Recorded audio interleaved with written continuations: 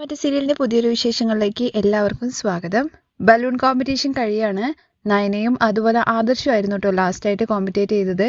തുടർന്ന് റിസൾട്ട് പറയുന്നുണ്ട്. First prize കിട്ടിയിരിക്കുന്നത് അബിക്കും അതുപോലെ നവ്യയ്ക്കുമാണ് കേട്ടോ. അവർക്ക് ഭയങ്കര ഹാപ്പി ആവാണ്. അത് കഴിഞ്ഞ് വിജയ്ക്കും കാവേരിക്കുമാണ് സെക്കൻഡ് പ്രൈസ്. നാലാമത്തെ പ്രൈസാണ് നയനയ്ക്കും അതുപോലെ ആദർശിനും കിട്ടുന്നത് കേട്ടോ. അങ്ങനെ ഓവറോൾ ആയിട്ട് കോമ്പറ്റീഷനിൽ ഫസ്റ്റ് പ്രൈസ് കിട്ടുന്നത് ഗംഗയ്ക്കാണ്. സെക്കൻഡ് പ്രൈസ് നമ്മുടെ അബിക്കും അതുപോലെ കാവേരിക്കും ഒക്കെ ആയിട്ടാണ് സെക്കൻഡ് പ്രൈസ് കിട്ടിയിരിക്കുന്നത്. ഫോർത്ത് പ്ലേസിലാണ് നയനയും ആദർശും ഇപ്പൊ കോമ്പറ്റീഷനകത്ത് നിൽക്കുന്നത് കേട്ടോ. അങ്ങനെ ആ കോമ്പറ്റീഷൻ അവസാനിക്കുകയാണ്. മറ്റൊരു കോമ്പറ്റീഷൻ നടക്കുന്നതിന് വരെ നമുക്ക് കാത്തിരിക്കുക എന്ന് പറഞ്ഞിട്ട് തൽക്കാലം എല്ലാവരും പിരിയാണ് കേട്ടോ ചെയ്യുന്നത്.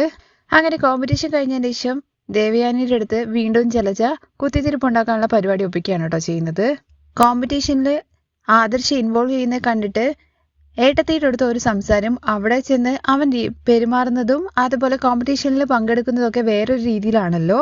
ഈ കോമ്പറ്റീഷന്റെ സമയത്ത് നയന ആദർശിന് ഉമ്മ കൊടുത്തു. എന്നാൽ ആ സമയം തന്നെ ആദർശിന് അവിടുന്ന് മാറി നിൽക്കാവുന്നതേ ഉള്ളൂ കോമ്പറ്റീഷനകത്തുനിന്ന്. പക്ഷെ അവനത് മാറി നിന്നില്ല. കോമ്പറ്റീഷനിൽ ഭയങ്കരമായിട്ട് ഇൻവോൾവ് ചെയ്തതിന് ശേഷം അവൾക്കും തിരിച്ച് ഉമ്മയൊക്കെ കൊടുത്തു. ഇതൊന്നും എനിക്ക് അത്ര ശരിയായിട്ടൊന്നും തോന്നുന്നില്ല ഏട്ടത്തി. ഏട്ടത്തിയുടെ അടുത്ത് പറഞ്ഞ പോലെ ഒന്നുമല്ല ആദർശ് ഇപ്പൊ അവിടെ ഒന്നും ചെയ്യുന്നത്. ഇതൊന്നും കണ്ടിട്ട് ഏട്ടത്തി എനിക്ക് അത്ര സഹിക്കാൻ വേണ്ടി പറ്റുന്നില്ല എന്നൊക്കെ പറഞ്ഞിട്ട് വീണ്ടും കുതിത്തിരിപ്പ് ഉണ്ടാക്കിക്കൊണ്ടിരിക്കുകയാണേ. അപ്പോഴാണ് അതുവഴി ആദർശ് പോകുന്നത് കാണുന്നത്. ആദർശ് എന്ന് പറഞ്ഞിട്ട് വിളിച്ചു വരുത്തുകയാണ് കേട്ടോ. എന്താ അമ്മ എന്ന് ചോദിക്കുമ്പോൾ ഞാൻ നിന്നെ കുറിച്ച് ഭയങ്കര ഡിസപ്പോയിന്റഡ് ആണെന്ന് പറയുമ്പോൾ എന്ത് പറ്റി അമ്മ എന്ന് ചോദിക്കുകയാണേ. നീ എൻ്റെ അടുത്ത് ഒരു വാക്ക് പോലും സംസാരിക്കരുത്. അമ്മ തന്നെയല്ലേ പറഞ്ഞത് ഈ കോമ്പറ്റീഷനിൽ ഞാൻ ജയിക്കരുത് എന്നുള്ള കാര്യം. അതുകൊണ്ട് ഒരു ബലൂണ് പോലും ഞാൻ ക്യാച്ച് ചെയ്യാൻ വേണ്ടി ശ്രമിച്ചിട്ടില്ല. അതുകൊണ്ടാണ് ഫോർത്ത് പ്ലേസിൽ വന്നത്. അത്രയൊക്കെ ചെയ്തിട്ടും അമ്മ എന്തിനാ എന്നോട് ദേഷ്യപ്പെടുന്നത്? നീ ഈ കോമ്പറ്റീഷനിൽ തോക്കണം എന്ന് വിചാരിക്കുമ്പോഴും ഓരോ തവണയും ജയിക്കാനുള്ള കാര്യങ്ങളാണ് നടന്നുകൊണ്ടിരിക്കുന്നത്. നീ ഓരോ തവണ ബലൂണ് മിസ് ചെയ്യുന്ന സമയത്തും അവളെ നീ കിസ് ചെയ്യാണ് ചെയ്തത്. അവൾ അതെല്ലാം മനഃപൂർവ്വം ചെയ്തതാണ്. നീ അതെല്ലാം മിസ് ചെയ്തിട്ട് നീ കോമ്പറ്റീഷനിൽ ജയിച്ചായിരുന്നെങ്കിലും ഞാൻ നിന്നെ കുറ്റം പറയില്ലായിരുന്നു. എന്തിനാണ് നീ ഇങ്ങനെയൊക്കെ ചെയ്യുന്നത്? ഞാൻ ടോട്ടലി ഡിസപ്പോയിന്റഡ് ആണ് നിന്നെക്കുറിച്ച് ഓർക്കുമ്പോൾ എന്ന് പറയുമ്പോൾ അമ്മ എന്താ ഇങ്ങനെയൊക്കെ പറയുന്നത്? ഞാൻ കളിച്ചാലും ജയിച്ചാലും എന്ത് ചെയ്താലും ഇപ്പൊ കുറ്റമാണോ? അമ്മ എൻ്റെ അടുത്ത് എന്താ പറഞ്ഞത്? നല്ല രീതിയിൽ കളിക്കരുത് എന്നുള്ള കാര്യം. ഇപ്പം പറയുന്നു നല്ല രീതിയിൽ കളിച്ചാലും കുഴപ്പമില്ലായിരുന്നു എന്ന്. അമ്മ ഞാൻ എന്താ ചെയ്യേണ്ടത്? നിങ്ങളുടെ എല്ലാവരുടെയും ഇടയിൽ കിടന്നിട്ട് ഞാനാണ് കഷ്ടപ്പെടുന്നത്. എങ്ങനെ നോക്കിയാലും അടി എനിക്ക് തന്നെയാണ് കിട്ടുന്നത്. ഇതെല്ലാം കേട്ട ജലജ പറയുന്നുണ്ട് കേട്ടോ. ഏട്ടത്തി, ആദർശ് പറഞ്ഞത് ശരിയാണ്. ഒരിടത്ത് ഏട്ടത്തി കോമ്പറ്റീഷനിൽ പങ്കെടുക്കരുതെന്ന്. അച്ഛനാണെങ്കിൽ കോമ്പറ്റീഷൻ പങ്കെടുക്കാൻ വേണ്ടി.